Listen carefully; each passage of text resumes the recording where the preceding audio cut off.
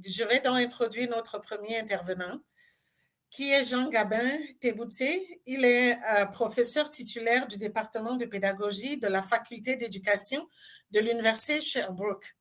Il est aussi actuellement directeur du Centre d'études et de recherche sur les transitions et l'apprentissage, un centre qui étudie les parcours d'apprentissage des personnes en situation de vulnérabilité sociale tout au long et au large de la vie dans une perspective de justice sociale. Ses domaines d'expertise sont l'apprentissage, le développement, les changements de paradigme en formation, les inégalités numériques, les innovations pédagogiques et la résilience scolaire. Et il va venir nous faire une présentation sur le thème d'autonomiser les jeunes dans le leadership et comment on peut le faire à partir de l'apprentissage et l'enseignement. Alors, merci beaucoup d'être ici. Aujourd'hui, Jean Gabin, je vous laisse la place. Merci, Rose, pour votre présentation.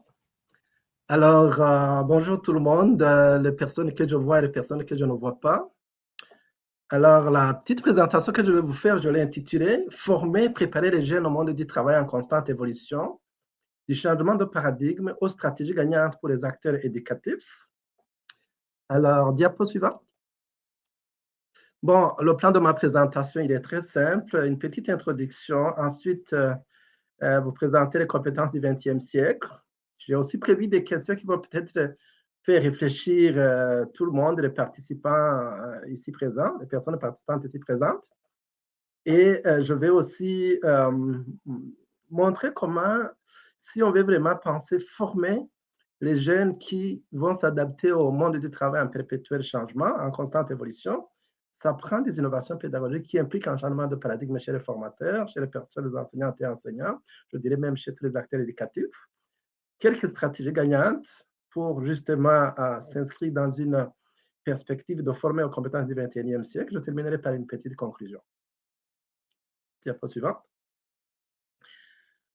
Alors, je pense que je ne vous apprends pas grand-chose si je vous parle des phénomènes de mondialisation qui affectent quasiment tous les secteurs de la vie humaine. Aussi, si je vous dis qu'aujourd'hui, le numérique, l'intelligence artificielle amène énormément de transformations, énormément de bouleversements, mais aussi dans tous les secteurs de la vie humaine, y compris bien sûr le monde du travail. Aujourd'hui, il y a aussi, je dirais, ce qu'on peut appeler la deuxième révolution quantique, qui est en marche. J'ai eu la chance de participer dernièrement à un grand chercheur de l'Université de Sherbrooke qui dirige l'Institut quantique, et où il montrait qu'on est maintenant à la deuxième révolution quantique, qu'il va y avoir des ordinateurs avec comment dirais-je, une rapidité exponentielle par rapport aux ordinateurs qu'on a présentement, comment ça va transformer beaucoup de secteurs de la vie humaine. Donc, les transformations importantes du monde du travail, on entend souvent dire qu'il y a des emplois qui vont disparaître, de nouveaux qui vont se créer et qui vont nécessiter de nouvelles compétences. La démocratisation de l'accès à l'information, les phénomènes migratoires, les défis de vivre ensemble, les défis environnementaux. Je pourrais ajouter plein d'autres éléments, comme par exemple l'évolution des sciences cognitives, qui nous apprennent beaucoup sur aussi les façons efficaces de faire apprendre, etc., etc. Donc, je dirais que tous ces facteurs-là appellent à une éducation qui vise le développement des compétences pour fonctionner vraiment, pour mieux fonctionner vraiment au XXIe siècle. Diapo suivante. Alors, peut-être que vous connaissez l'ouvrage produit par la Commission de l'Or, un rapport qui était destiné à l'UNESCO, qui était intitulé « L'éducation, un trésor est caché dedans ». Ce rapport a été produit, la première version de ce rapport a été produite en 1996, une deuxième édition en 1999, mais dans son rapport, on y trouve vraiment une description de sa positionnelle entre le XXIe siècle, et ce rapport montre les compétences qui sont importantes à faire et développer au niveau de l'éducation. Et ces compétences-là, je les ai regardées. Tout ce qu'on dit aujourd'hui autour des compétences du XXe, c'est quasiment les mêmes. On les retrouve là-dedans. Donc, c'est vraiment des personnes qui étaient visionnaires quand on lit son rapport, qui est très, très riche. Et ce que je vais vous dire, à la fois s'inspire des contenus de cet ouvrage, de ce rapport, mais j'y ajoute bien sûr un certain nombre d'éléments, comme vous allez le voir. On peut aller à la diapo suivante. Donc, dans son rapport, on voyait qu'il disait, dans son rapport, on disait qu'il y avait 4 piliers de l'éducation qui allaient vraiment être importants au XXIe siècle. Le premier étant apprendre à connaître, dans tout ce qui concerne la maîtrise des instruments de la connaissance, avoir les services, les connaissances de base qui permettent vraiment d'entrer en contact avec, de maîtriser d'entrer en communication avec le monde qui nous entoure. Donc, on pourrait parler des programmes de formation, ce qu'on apprend à l'école, les matières essentielles. Mais il parlait aussi du pilier apprendre à faire. Et là, on présentait 6 compétences du XXIe siècle qui sont considérées comme étant essentielles, notamment la compétence de la pensée critique, la résolution de problèmes, communication et collaboration, créativité et innovation, information, médias et maîtrise de la technologie, maîtrise des technologies de l'information et de la communication. Ensuite, apprendre à être. Troisième pilier, apprendre à être, où aussi on voyait 6 compétences. Donc, d'abord, compétences sociales et interculturelles, responsabilité personnelle, autorégulation et initiative, aptitude à donner du sens, compétences métacognitives, esprit d'entreprise, apprendre à apprendre et habitude d'apprentissage continu. Et il y avait aussi un 4e pilier, apprendre à vivre ensemble, avec comme compétences recherche et valeur de la diversité, travail d'équipe et interconnexion, citoyenneté civile et numérique, compétences mondiales, compétences interculturelles. Donc déjà, sur le plan méta, je dirais que ça plaçait déjà la barre pour les compétences importantes à faire développer au niveau de l'éducation au XXIe siècle. Diapo suivant.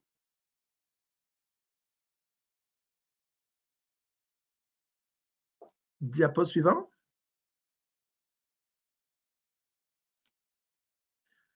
Alors, récemment, Wagner et puis d'autres chercheurs de l'université Harvard présentaient ce qu'ils appelaient les compétences de survie du XXIe siècle. Ça rejoint presque les mêmes compétences qu'ils ont évoquées, peut-être avec certains ajouts. Donc, vous voyez, on parlait déjà, on parle de pensée critique et de résolution de problèmes, de collaboration et leadership, agilité et adaptabilité, initiative et esprit d'entreprise, communication orale et écrite efficace, obtention et analyse de l'information, curiosité et imagination.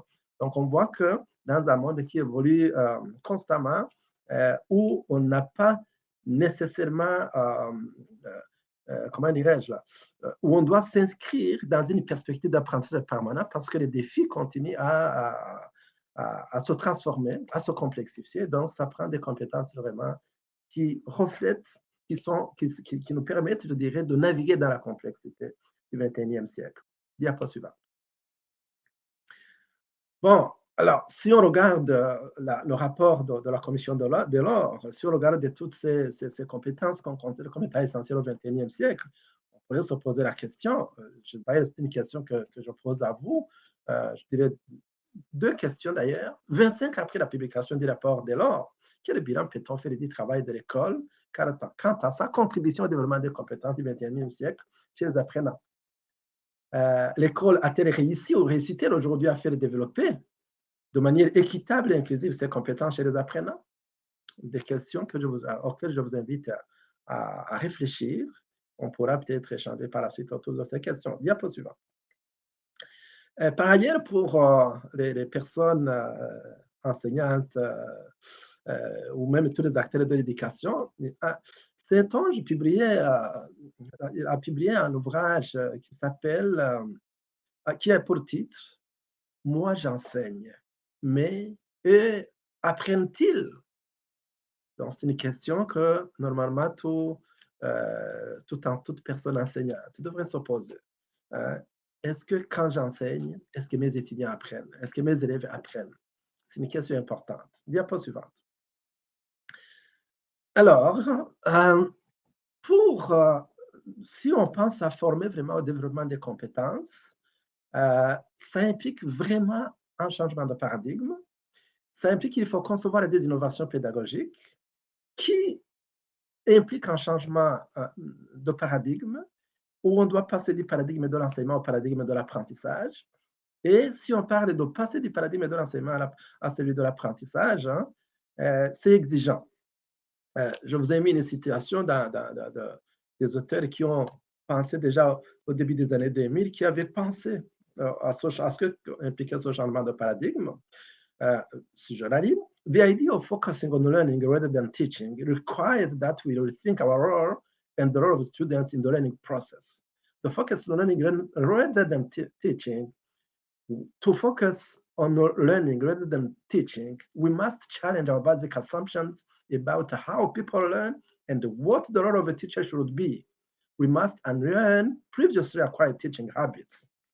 We must grapple with fundamental questions about the roles of assessment and feedback in learning. We must change the culture we create in the courses we teach. In other words, we must experience a paradigm shift. Alors, quand on parle de changement de paradigme, qu'est-ce que ça implique? Diapo suivant. Alors, évidemment, quand on parle de passer du paradigme de l'enseignement à celui de l'apprentissage, hein, ça implique vraiment un changement à différents niveaux. Par exemple, quand on parle du paradigme de l'enseignement, la conception est que les connaissances sont transmises de la personne enseignante à la personne apprenante. Mais dans le paradigme de l'apprentissage, eh bien, les personnes apprenantes construisent les connaissances à travers la recherche, la synthèse de l'information, le développement des habiletés de communication, de pensée critique et de résolution de problèmes. Les personnes apprenantes dans le paradigme de l'enseignement, les personnes apprenantes reçoivent passivement l'information, alors que dans le paradigme de l'apprentissage, ils doivent agir activement, s'engager dans l'apprentissage de manière active. Dans le paradigme de l'enseignement, l'emphase est mise sur l'acquisition des connaissances en dehors de leur contexte d'application, alors que dans le paradigme de l'apprentissage, l'emphase est mise sur l'utilisation de la construction des connaissances en compte de résolution de problèmes authentiques de la vie réelle. Le rôle premier dans le paradigme de l'enseignement, le rôle premier de la personne enseignante est de transmettre et d'évaluer l'information, alors que dans le paradigme de l'enseignement, eh bien, les personnes enseignantes assument le rôle d'accompagnateur, de coach et de facilitateur. Dans le paradigme de l'enseignement, l'enseignement et l'évaluation sont séparés, alors que dans le paradigme de l'apprentissage, elles sont interimbriquées. L'évaluation vise à contrôler les connaissances dans le paradigme de l'enseignement, alors que dans le paradigme de l'apprentissage, il vise à faire progresser les apprentissages, donc, etc., etc. Donc, il y a plein de différences. Hein. Par exemple, dans le paradigme de l'apprentissage, il y a une prédominance de culture compétitive, alors qu'il y a une culture de coopération, de collaboration et de support dans le paradigme de l'apprentissage. Et par ailleurs, dans le paradigme de l'enseignement, c'est considéré que les personnes étudiantes sont des apprenants, des personnes apprenantes, mais en réalité, dans le paradigme de l'apprentissage, et les enseignants et les étudiants apprennent ensemble. Diapo suivant. Donc, si j'avais à synthétiser ce qu'implique les exigences pour un changement pareil, c'est bien sûr que les formateurs, les enseignants doivent faire évoluer les conceptions de l'enseignement et de l'apprentissage, ce qui n'est pas toujours évident. Ils doivent bien sûr aussi, ça implique aussi la transformation des rapports avec les apprenants. On doit faire il y a, je dirais, une délégation du pouvoir. Donc, le pouvoir est partagé entre les élèves et les enseignants, parce que les élèves doivent avoir l'autonomie, hein, pour mieux apprendre. Donc, les enseignants, de leur côté, ils doivent intégrer ce nouveau rôle de facilitateur et d'accompagnateur et d'apprentissage. Et ça doit aussi impliquer une certaine indépendance professionnelle dans la mesure où les enseignants doivent, par exemple, concevoir ensemble des activités d'apprentissage pour que ça soit plus signifiant, plus motivant, plus interdisciplinaire. Diapo suivant. Bon, quelles sont alors les stratégies qu'on pourrait considérer comme gagnantes? Évidemment, ça prend des changements de pratique au niveau pédagogique, ça prend des innovations pédagogiques qui visent la demande des commandants des apprenants, ça prend des pédagogies actives qui font appel à la contextualisation des apprentissages pour que les élèves puissent avoir du sens derrière ce qu'ils apprennent, parce que si on transmet juste les connaissances, ce n'est pas vrai que ça va nécessairement susciter la motivation chez les apprenants.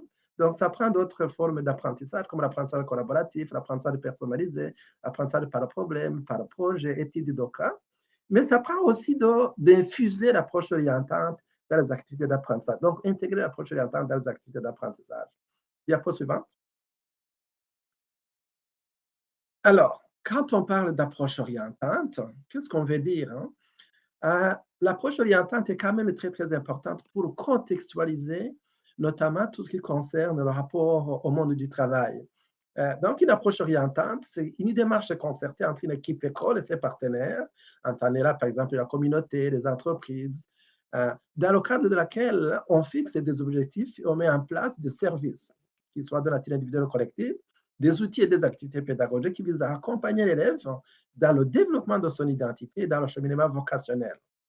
Il s'agit donc d'activités de services intégrés au plan de la réussite, au projet éducatif d'un établissement, et non d'un simple cumul d'actions isolées engagées par l'équipe école. Donc, autrement dit, ça veut dire que l'approche orientante, elle doit être intégrée dans le projet éducatif, dans le projet de l'école, pour qu'il y ait une intégration des différents apprentissages et que surtout, la question du sens derrière ce qu'on apprend, ça soit résolu, ça soit plus clair chez les apprenants pour qu'ils voient une sorte de continuité entre ce qu'on apprend à l'école, mais aussi les milieux de vie, le milieu extrascolaire.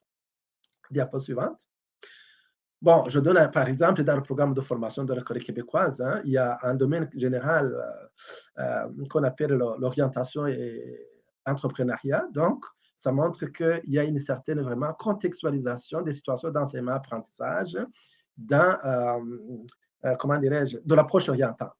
Et on voit par exemple qu'il y a trois dimensions, trois axes qui concernent le domaine de formation, par exemple, la conscience de soi, de son potentiel et de ses modes d'actualisation. Ça veut dire qu'au niveau du développement identitaire, c'est important que le jeune comprenne ce qu'il est, ses intérêts, ses valeurs. Et ça aussi, ça va influencer le choix en matière d'orientation, notamment en matière de choix par rapport au monde du travail.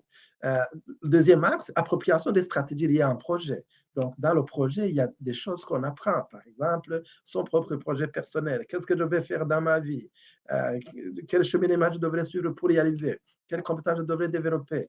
Donc, le projet, quand c'est un projet intégrateur, ça va permettre de développer des compétences non seulement disciplinaires, mais aussi des compétences transversales, comme le travail d'équipe, le leadership, la collaboration, etc., etc.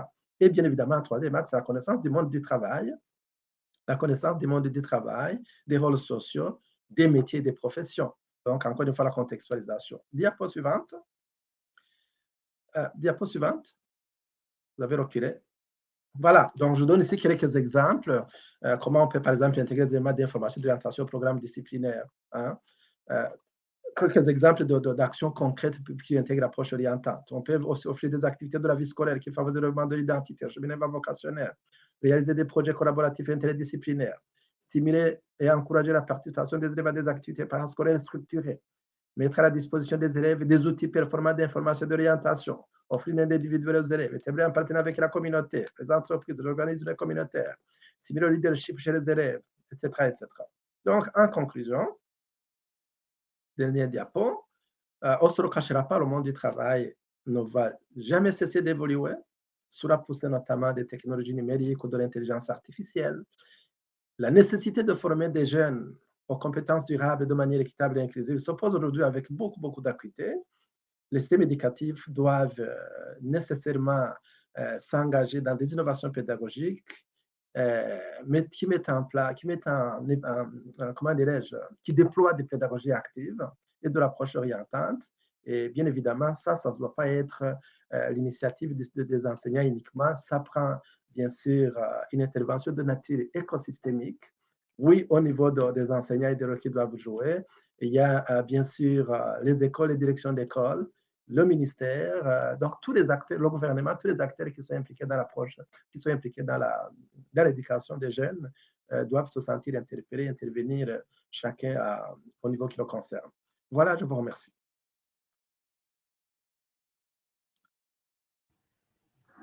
Merci beaucoup, Jean Gabin.